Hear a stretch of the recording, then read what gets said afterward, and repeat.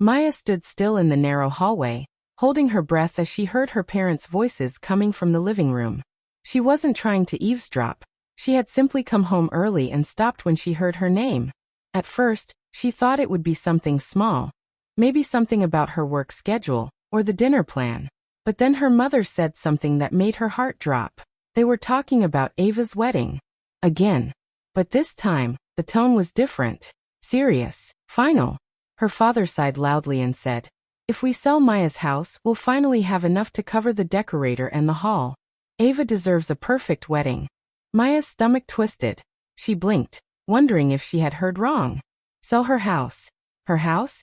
The one she had worked for, saved for, dreamed about for years?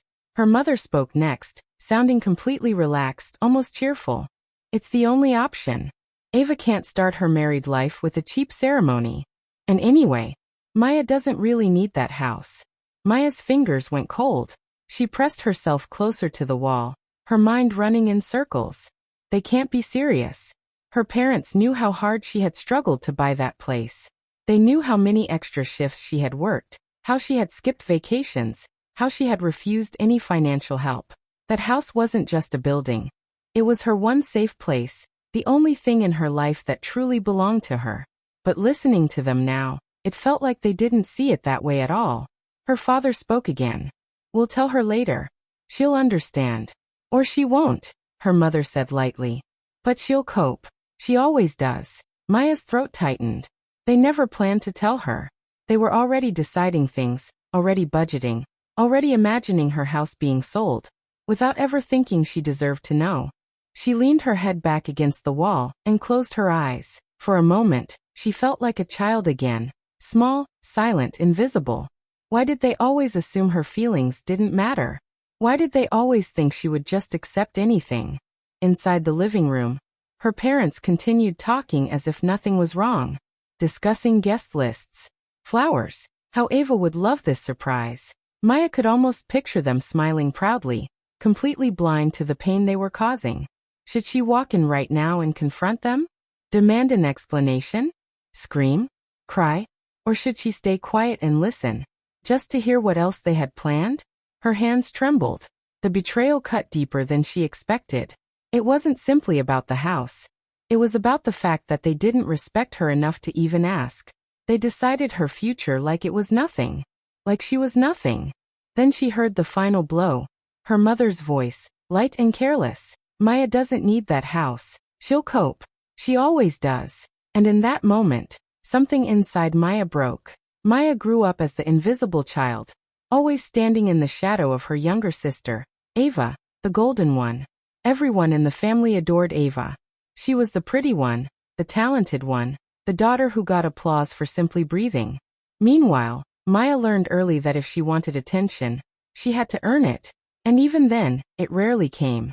When she brought home good grades, her parents said, "That's expected." When Ava brought home average grades, they threw her a small celebration. When Maya helped clean the house, it was normal. When Ava folded 2 towels, she was praised like she had moved a mountain. That imbalance became the quiet background of Maya's life. She didn't hate her sister. Ava never asked to be the golden child. But the difference in treatment cut deeper every year. Maya slowly learned that love in her home was not freely given. It was conditional. Her relationship with her parents was always transactional. If Maya wanted something, school supplies, clothes, even attention, she had to prove she deserved it. She was taught to work hard, stay quiet, and not expect too much. And because her parents gave Ava everything without question, Maya grew up believing she had to give up pieces of herself just to keep the peace. Money was another painful reminder of the difference. Ava lived a comfortable, glittering life funded by their parents. New phones, vacations, clothes, and hobbies appeared whenever she wanted them. Meanwhile, Maya counted every rupee, every dollar, every cent. Her college textbooks came from second-hand shops. Her clothes were basic. She often took extra shifts just so she wouldn't have to ask her parents for anything. And maybe that was the reason she became so independent, because she learned early that no one was coming to save her. Maya moved out at 22. Not out of rebellion, but out of survival. She needed space to breathe, to grow, to feel like a person instead of a shadow. Her parents didn't stop her. In fact, they barely reacted. Her mother had simply said, "If you think you can handle life on your own, go ahead." So she did. She took a job, saved every month, and lived carefully. While Ava partied and bought expensive things, Maya lived in a small rented room and dreamed of something simple, her own home. Not a mansion. Not a luxury apartment. Just a place where she could lock the door and know she belonged. It took years. Years of skipping holidays, saying no to outings, working double shifts, and watching every purchase. Some nights she cried from exhaustion. Some nights she wondered if all the hard work would ever pay off. But Maya kept going because she had one goal: freedom. And finally, at 27, she bought her house. It wasn't huge, but to Maya, it felt like a palace. Clean walls, warm light, a small garden she planted with her own hands. It became the first place in her life where she felt safe. The first place that was truly hers. No conditions. No comparisons. No Ava taking the spotlight. Her parents visited a few times, but they never treated the home with the respect she hoped for. They didn't say, "We're proud of you." Instead, they asked practical questions. How much she paid, whether she could manage the mortgage, whether she planned to rent out a room to earn more. Their comments always made her feel like her achievement wasn't enough. Ava, on the other hand, walked in and said, "It's cute, but it feels small. Don't you want something nicer?" Maya smiled politely that day, but inside the comment stung. Still, the house became the center of her life. After long days at work, she came home and felt the stress melt away. She decorated slowly, piece by piece. She cooked in her kitchen with pride. She slept peacefully, knowing no one could suddenly take her space away. Or so she thought. That house wasn't just walls and rooms. It was the symbol of everything Maya had fought for. Independence. Stability. Dignity. It was the proof that even if she had to work twice as hard for half as much, she could still build something of her own. This was why the betrayal in the hallway hurt so deeply. Her parents didn't just want to take property. They wanted to take the only place where she finally felt seen. The only thing in her life that wasn't touched by favoritism. And when Maya remembered her childhood, the invisibility, the sacrifices, the quiet battles she fought, she understood exactly why she could not let them take it from her. Not again. Not this time. Maya confirmed the truth on a quiet evening, alone in her father's study. She had gone there to return a file, but while placing it on the desk, she noticed an open folder with her address printed on the top page. Her heart beat faster as she gently pulled the papers closer. What she read made her blood run cold. The house, the one she had worked years to buy, was not fully under her name. The documents showed something called a temporary family arrangement. Her parents had put their names on the property when she first purchased it to help with the process, but they had never removed themselves afterward. They had kept their names on it all these years without telling her. And because of that, they could legally sell the house. Maya felt like the floor had shifted under her. She sat down, staring at the papers, trying to make sense of the betrayal. Her parents knew how important the house was to her. They knew it was her dream, her safety, her reward for years of sacrifice. Yet they had hidden this one detail. The detail that made everything she owned suddenly feel like it wasn't hers at all. Her hands shook as she flipped through more documents, hoping for a mistake. Instead, she found something even worse. A printed email confirmation. A real estate agent appointment, scheduled for Friday. At her house. Without her knowledge. They weren't planning to sell her house. They were already in the process. Maya's throat tightened. How could they do this? She whispered to the empty room. She felt small again, like the invisible child whose feelings never mattered. She took a deep breath and walked out of the study, holding the documents in her hand. She needed answers. She needed to confront someone, anyone. She found Ava in the kitchen, scrolling on her phone, smiling as if the world was perfect. Maya swallowed hard. "Ava, did you know about this?" she asked, showing her the papers. Ava barely looked up. "Oh, yeah. Mom told me last week." Maya felt her chest tighten painfully. "And you didn't say anything?" Ava shrugged. "It's for the wedding, Maya. This day is supposed to be the biggest day of my life. You know that. But it's my house," Maya said quietly, trying to stay calm even though her voice trembled. Ava rolled her eyes like Maya was being dramatic. "Don't make this a big problem. You can always get another place later." Mom and Dad said you'll be fine. And honestly," she paused, her tone turning sharp, "my wedding is more important right now." The words hit Maya like a slap. My wedding is more important. It didn't matter that Maya had bled for that house. It didn't matter that it was her only safe place. It didn't matter that she was the one who worked tirelessly while Ava lived easily. Ava's convenience mattered more than Maya's life. Maya stared at her sister, finally seeing her clearly. The entitlement, the selfishness, the belief that everything should revolve around her. It was all there, and it had always been there. Maya had just been too hopeful to admit it. Ava sighed, annoyed by the silence.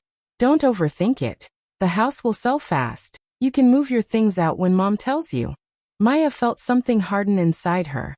A quiet strength, a calm anger. She realized then that she had only two choices. She could fight, or she could lose everything she had ever worked for. And Maya had spent too many years being silent, being overlooked, being the one who always copes. Not this time. She folded the document slowly, her hands steady now. For the first time in a long time, she felt clear, focused, awake. If her parents and Ava thought she would simply step aside and watch them take her house, they were about to learn who she truly was. She walked away with a new determination in her heart. She was going to fight. Maya finally gathered the courage to confront her parents the next morning. She walked into the living room with the documents in her hand, her heart pounding. Her mother and father were having tea, talking calmly, as if they weren't planning to destroy her entire life. She placed the papers on the table.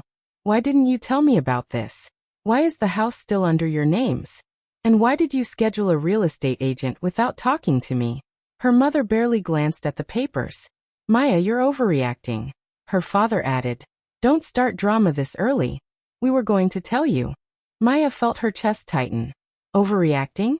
This is my home. My life. You planned everything behind my back." Her mother sighed loudly, annoyed. "You always make everything emotional. We're doing this for the family. Ava's wedding is important. You should support us instead of complaining."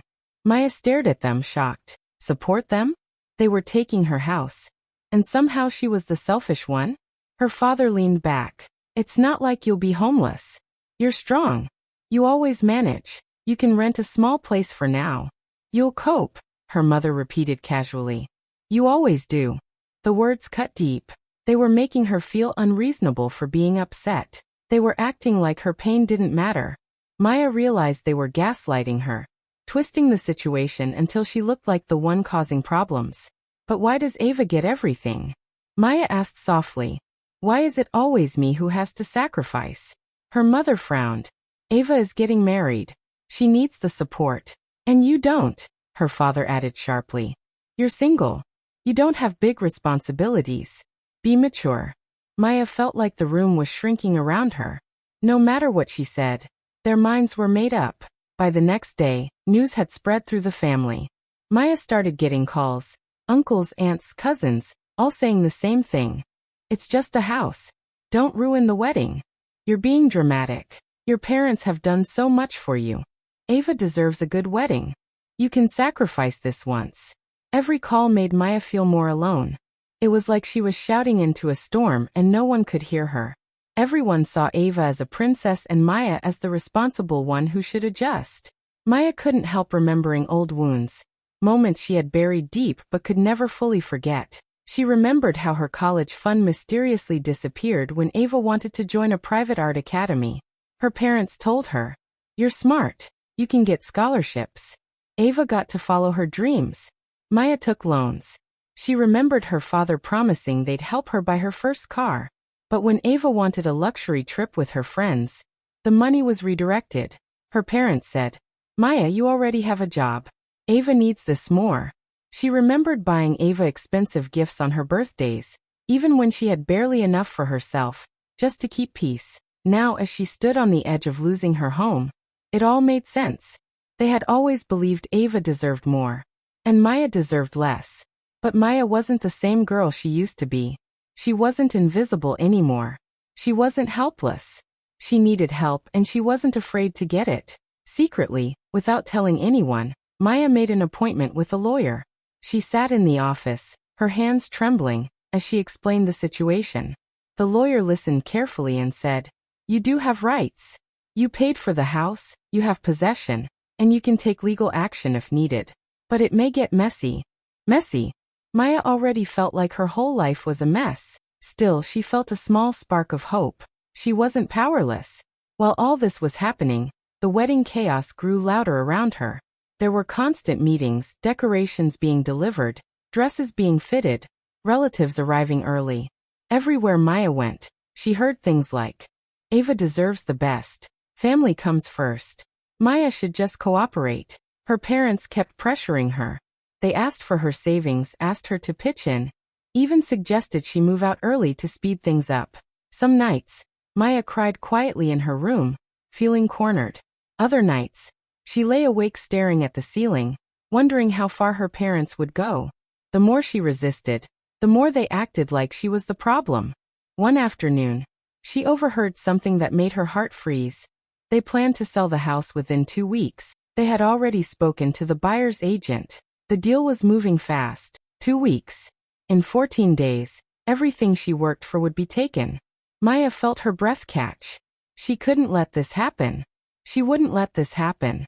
Her parents had expected her to stay silent, to cope like she always did. But this time, they were going to see a side of her they never believed existed. She was tired of being invisible. Tired of being used. She wasn't going to lose her home. She wasn't going to let them win. The tension around her grew thicker every day, but so did her determination. She was ready to fight back, even if she had to stand alone. Maya decided not to beg anymore. For days she had cried, argued, explained, and pleaded, but nothing changed. Her parents treated her fear like irritation. Ava treated her pain like noise. Everyone expected her to bow her head and accept the loss of her home. But something inside Maya hardened. She was done being the quiet one, done being the girl who always copes. She remembered the lawyer's words clearly, "You have rights." And for once in her life, she wanted to use them. She sat at her small kitchen table, took a deep breath, and opened her laptop. Slowly, carefully, she reviewed the documents again. She had possession of the house. She had paid the entire mortgage. She had made all improvements and handled all expenses. Her parents' names were only there because of a temporary arrangement they never removed. Her lawyer had explained something important. Since she was the one living there and paying for everything, she could also sell the house. Legally. Maya wiped her tears, straightened her back, and whispered to herself, "I'm not losing everything. Not again." She secretly contacted her own real estate agent, someone her family didn't know. She invited the agent to visit when her parents were out. The woman walked through the house, took photos, and said, "You'll get offers fast. This place is in great condition." Maya nodded, feeling nervous but strong. Within 3 days, offers started coming in, faster than she expected. But one message stood out.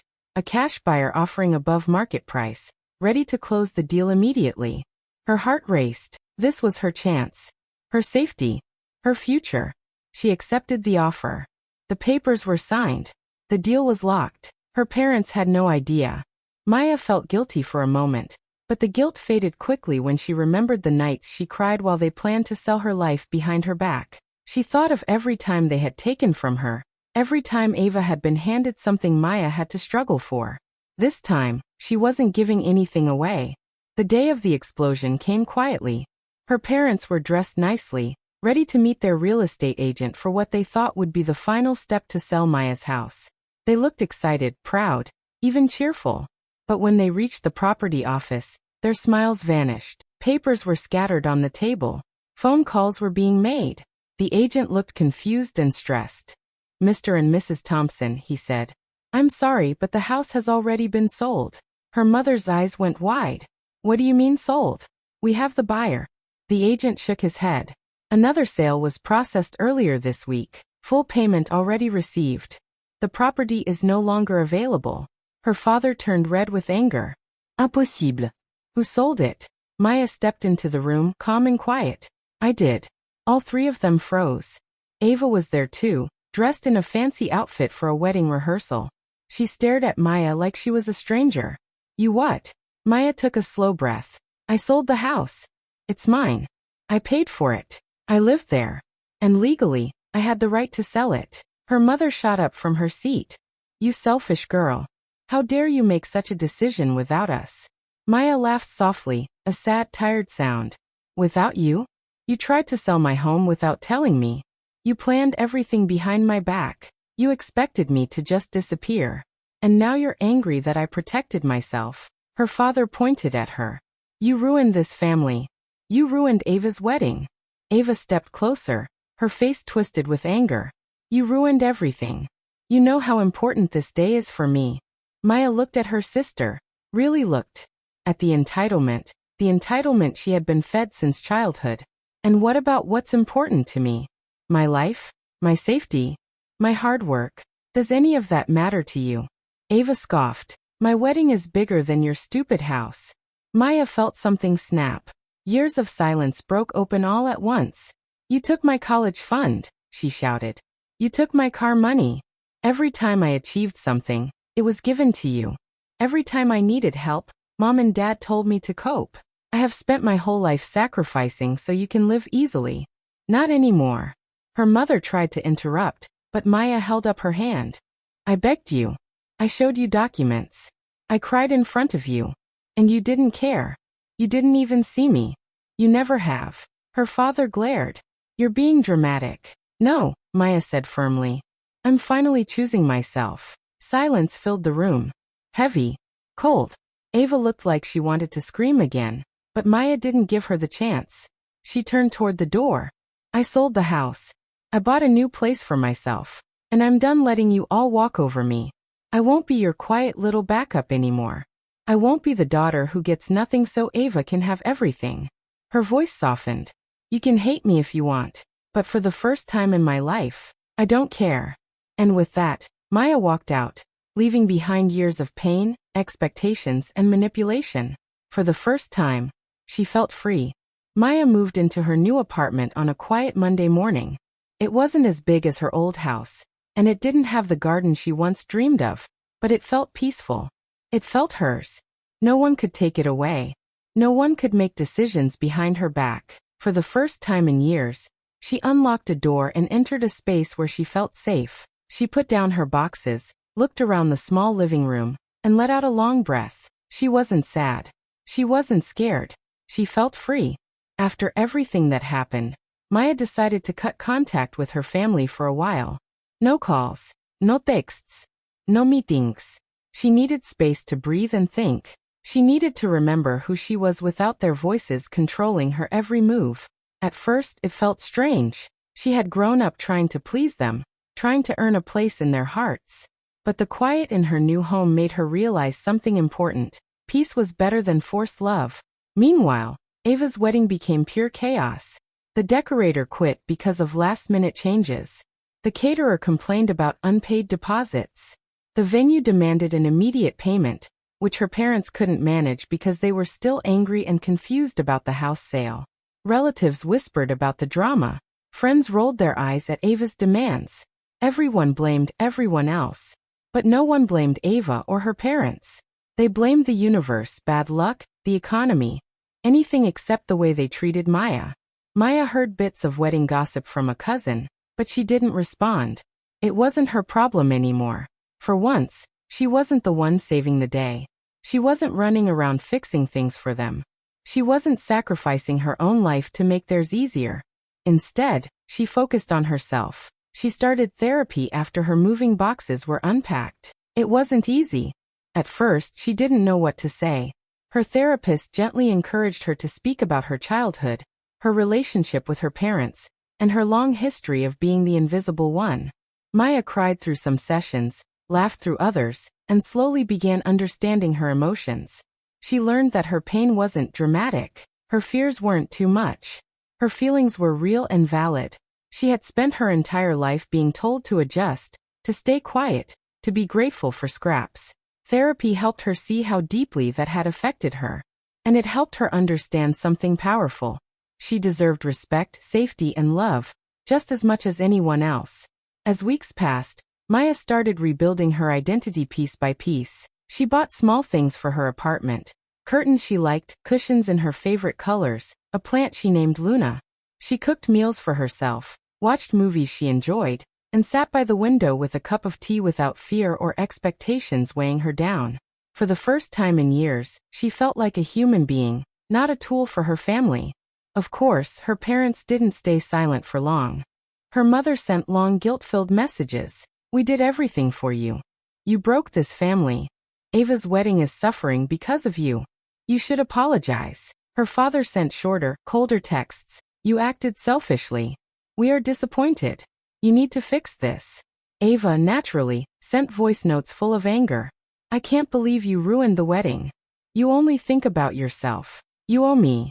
But Maya didn't reply. She read every message with a calm heart. She felt sad sometimes, because they didn't understand her, not even a little. But she didn't feel guilty. She didn't feel tempted to go back to them. She didn't feel the need to explain herself anymore. She had already explained her whole life. They never listened. Now she was listening to herself instead. One afternoon, as she sat on her balcony looking at the sunset, Maya felt a quiet understanding settle inside her. Selling the house wasn't revenge. It wasn't about hurting them.